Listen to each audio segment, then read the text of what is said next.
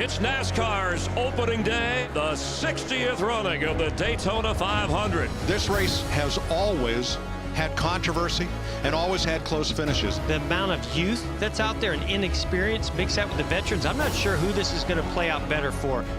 You know, we really felt good about coming to speed weeks. We knew we were going to have fast race cars. Well, win a Daytona 500, man. That's the only reason you come down here, truthfully. That's about it. Just try and win. Drivers, start your engines! We have a new Camaro ZL1, and we did a lot of work this offseason, and a lot of wind tunnel testing, a lot of 7-post testing. Everything we did was geared toward Daytona and also intermediate stuff. Boogity, boogity, boogity! Let's go racing, drivers! We took off in the race, and the car was fine. It was a little loose. My plan was just trying to let the race come to us. That first stage, we kind of rode in the back, really didn't want to get to the front because we knew that there was going to be a lot of drama up front. He saved it! No, Eric Jones is not going to be able to save it. Jones did not. The caution flag is flying for the third time. So is the green checkered flag. Kurt Busch will pick up this stage win. I didn't really understand all the side drafting and blocking because we weren't up front being able to do it either. We never had track position, so I figured the only thing that we could do is play the chess match and let it come to us. We knew it was going to be a little carnage out there. Contact! Elliott! Slam into the wall! Are you kidding me? He and I talked about, I said, man, you need to stay on the bottom when they wreck. It's going to give you a little better chance. I hate to say this, but when they're all wrecking like that and you're making it through it, you're feeling pretty good about your opportunities. Your odds just keep going up. I know that the only lap that pays is the last lap. So putting yourself in a situation to win a Daytona 500, you just got to be there. Gosh, they get all crazy when it comes to the end of one of these stages. And it'll be Ryan Blaney, the winner of Stage 2 for Team Penske.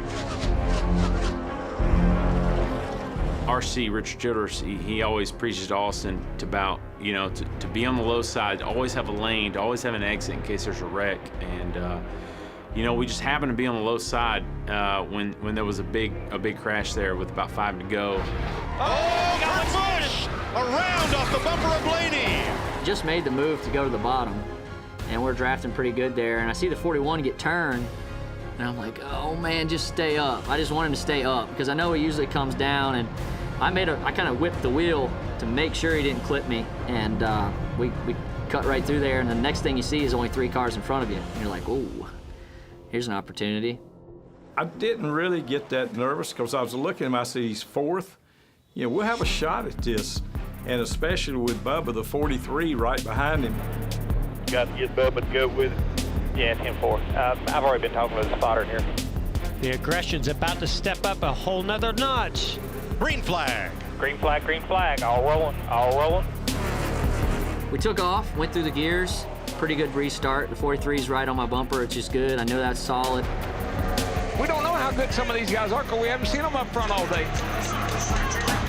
43 getting pushed by the 22 out the back. White flag.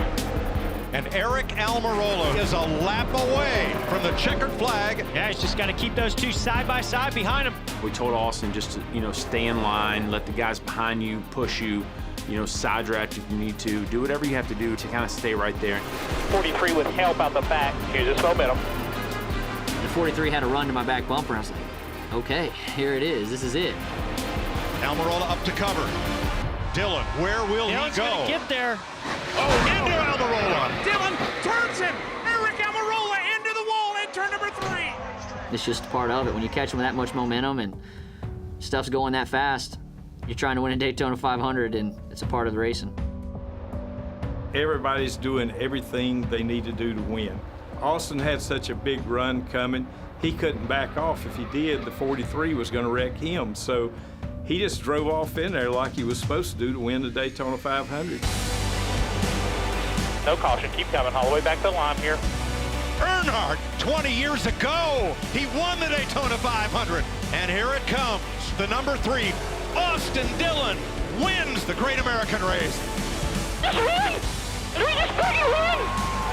Hell of a job, buddy, hell of a job. We were at dinner last night. I said, Austin, when you win the race tomorrow, you got to go out there and do the donuts in the grass like Dale did. And it was so cool to see that. Unbelievable. Earlier in the week, I had a fan come through and he was wearing a Ford hat. And I was like, man, I ain't gonna sign that Ford hat, but you know what I will do? I'll sign my hat that I've got on. The next day I'm walking to the garage and he yells, and he's got my hat on, calls me over and he hands me a penny. And I was like, this heads up? And he's like, yeah. I said, okay, this is cool. Put it in the car. So they glued it in there on the dash and put it on the winning car.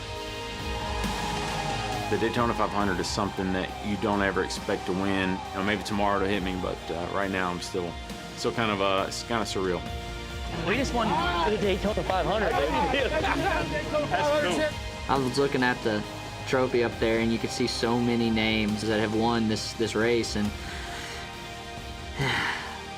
I'm just proud to give my grandfather something back after he's given me my entire career.